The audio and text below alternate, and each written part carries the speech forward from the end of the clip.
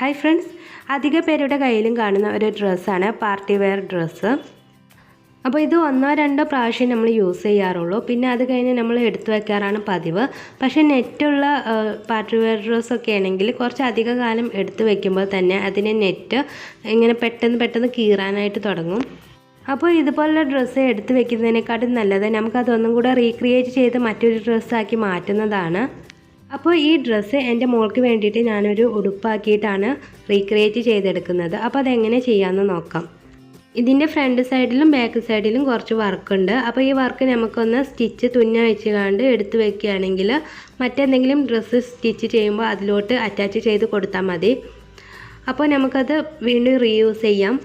Work അവർ മറ്റൊരു തുണിയിൽ ചെയ്ത ശേഷം കട്ട് ചെയ്തിട്ടാണ് ഈ തുണിയിലോട്ട് അറ്റാച്ച് ചെയ്ത് കൊടുത്തിരിക്കുന്നത്.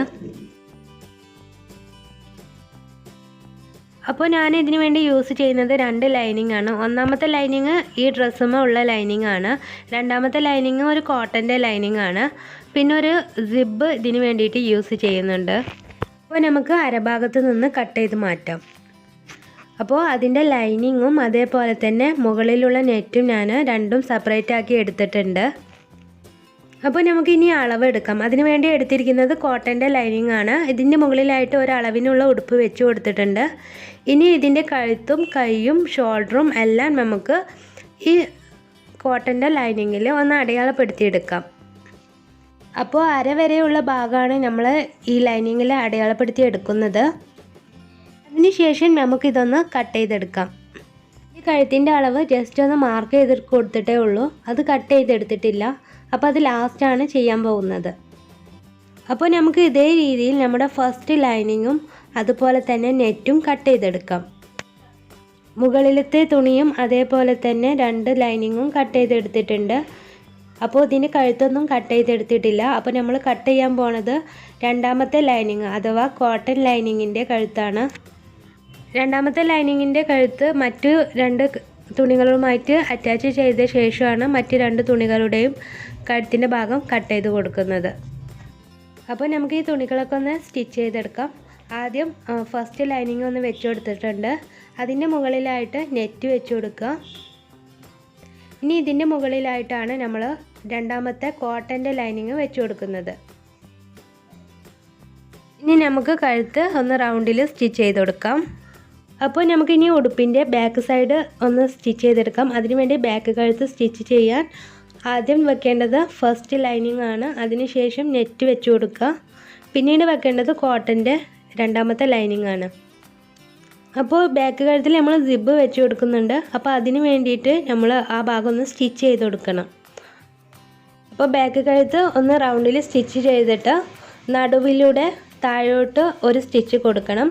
എന്നിട്ട് ഈ താഴോട്ട് കൊടുത്ത സ്റ്റിച്ചിൻ്റെ 2 സൈഡിലും ഓരോ സ്റ്റിച്ചിങ് കൂടെ കൊടുക്കുക. അപ്പോൾ അങ്ങനെ വരുമ്പോഴാണ് നമുക്ക് സിബ് വെക്കാൻ വേണ്ടിയിട്ട് ആ ഭാഗം കട്ട് ചെയ്യാൻ പറ്റുള്ളൂ.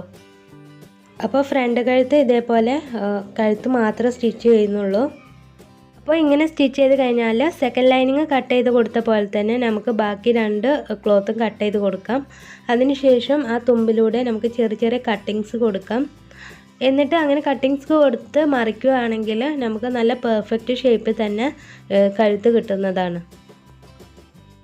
അപ്പോൾ ബാക്ക് കഴുത്ത് ഇതേപോലെ റൗണ്ടിൽ സ്റ്റിച്ച് ചെയ്ത് കൊടുക്കാം. എന്നിട്ട് താഴോട്ടായിട്ടൊരു സ്റ്റിച്ചിങ് കൊടുക്കാം. അതിനുശേഷം 2 സൈഡിലും സ്റ്റിച്ചിങ് കൊടുക്കാം. അപ്പോൾ മാർക്ക് ചെയ്ത പോലെയാണ് നമ്മൾ സ്റ്റിച്ച് ചെയ്യേണ്ടത്. ഇനി നേരത്തെ ഫ്രണ്ട് കഴുത്ത് കട്ട് ചെയ്ത പോലെ തന്നെ നമുക്കൊന്ന് കട്ടിങ്സ് കൊടുക്കാം.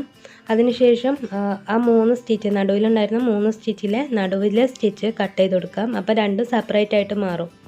2 ഭാഗങ്ങളായിട്ട് നമുക്ക് ബാക്ക് കഴുത്ത് കിട്ടും. എന്നിട്ട് അത് 2ഉം മറിച്ച് കൊടുക്കാം.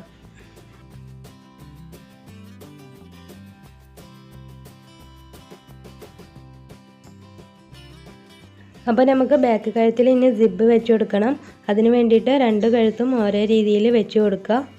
എന്നിട്ട് അതിൻ്റെ നടുവിൽ നമുക്ക് സിബ് അറ്റാച്ച് ചെയ്ത് കൊടുക്കാം. അപ്പോൾ സിബ് വെച്ച് കൊടുത്തിട്ട് 2 സൈഡിലും ജസ്റ്റ് ഒരു സ്റ്റിച്ചിങ് കൊടുത്താൽ മതി.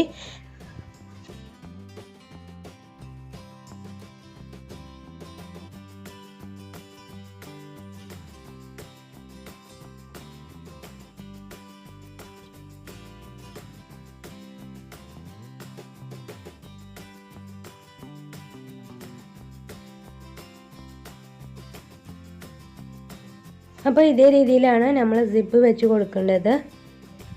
ഇനി നമുക്ക് ബാക്കിലെയും ഫ്രണ്ടിലെയും കഴുത്തുകൾ തമ്മിൽ അതിൻ്റെ ഷോൾഡേഴ്സ് തമ്മിൽ യോജിപ്പിച്ച് കൊടുക്കാം. അപ്പോൾ ഇങ്ങനെ ഷോൾഡേഴ്സ് തമ്മിൽ യോജിപ്പിച്ച ശേഷം നമുക്കത് മറിച്ച് വെച്ചുകൊണ്ട് പിന്നീട് ഒരു പ്രസ് സ്റ്റിച്ചിങ് കൊടുക്കാവുന്നതാണ്. അപ്പോൾ സ്ലീവ്ലെസ് കൈ ആയതുകൊണ്ട് തന്നെ നമുക്കത് കൈയൊന്ന് ഉള്ളിലോട്ട് മടക്കി സ്റ്റിച്ച് ചെയ്ത് കൊടുക്കാം. അപ്പോൾ ഞാൻ ഇതിന് വേണ്ടിയിട്ട് ഒരു പൈപ്പിംഗ് വെച്ച് കൊടുത്തിട്ടാണ് സ്റ്റിച്ച് ചെയ്ത് കൊടുക്കുന്നത്. അതിന് വേണ്ടിയിട്ട് ഒരു പീസ് കട്ട് ചെയ്ത് കൊടുക്കാം. എന്നിട്ട് അത് ജസ്റ്റ് ഒന്ന് വെച്ച് കൊടുത്ത ശേഷം നമുക്കതൊന്ന് മടക്കി പൈപ്പിംഗ് പോലെ ഒന്ന് സ്റ്റിച്ച് ചെയ്ത് കൊടുക്കാം. അപ്പോൾ ഇതേപോലെയാണ് സ്റ്റിച്ച് ചെയ്തിരിക്കുന്നത്.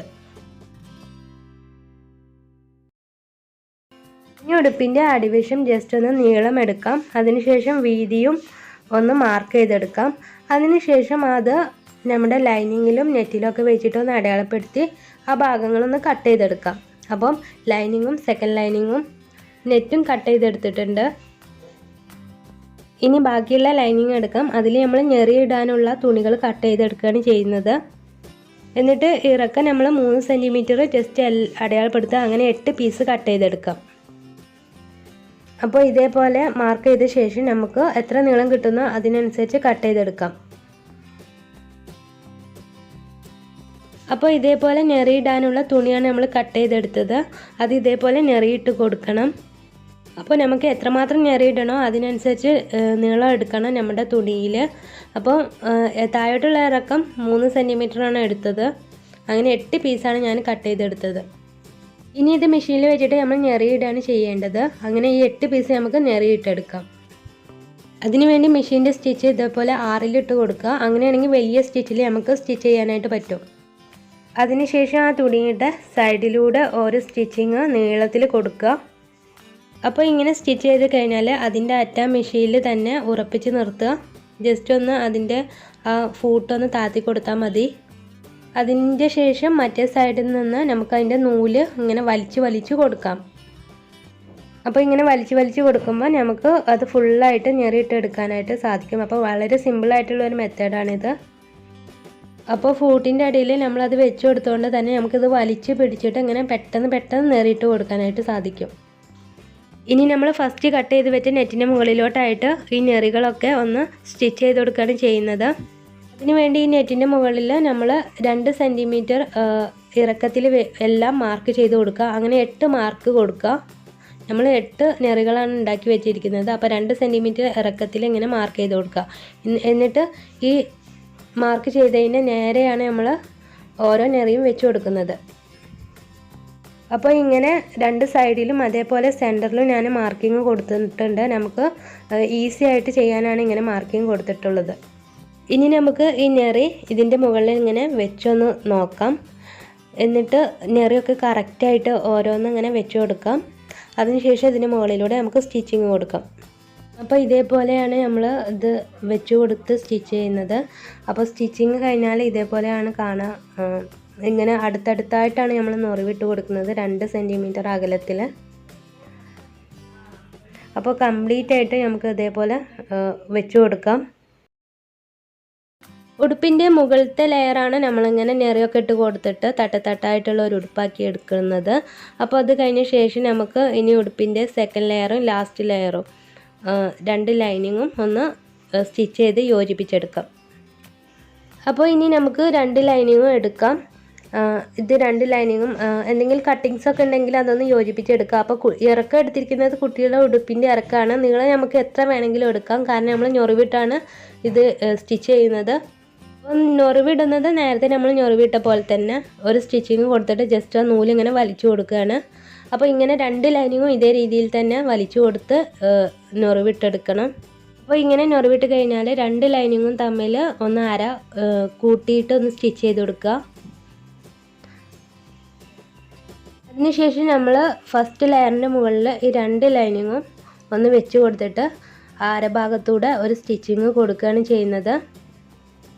അപ്പോൾ ഇതേപോലെ നെറ്റും അതേപോലെ ഉള്ളിലുള്ള 2 ലെയറും തമ്മിൽ ഒന്ന് കണക്ട് ചെയ്തിട്ട് സ്റ്റിച്ച് ചെയ്ത് കൊടുക്കുക.